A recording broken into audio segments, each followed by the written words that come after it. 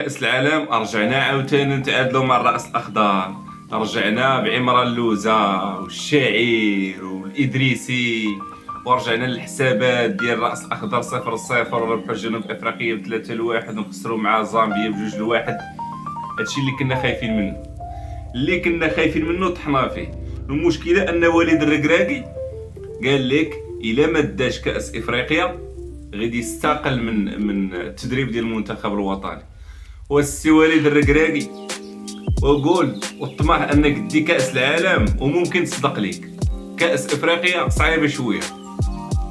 حنا شفنا اللعب مع الراس الاخضر بلا ما تقول لي مباراه اعداديه وبدلنا راه 90% ديال التشكيله كانت زياش، كان حكيمي، كان امرابط، كان نصيري، كان حمد الله، كان اقرد، كان كلشي كان، بلا ما تبقى تقول لي كذا ولا كذا ولا كذا. افريقيا عندها خصوصيات ديالها، كاس العالم ضربتي بلجيكا، السبليور، البرتغال، مباريات كبيره ما شاء الله، ولكن هبط الارض شويه وتواضع وعرف ان الكره الافريقيه راه السيستم ديالها والخصوصيات ديالها والميزات ديالها راه مختلفه بزاف. تحياتي.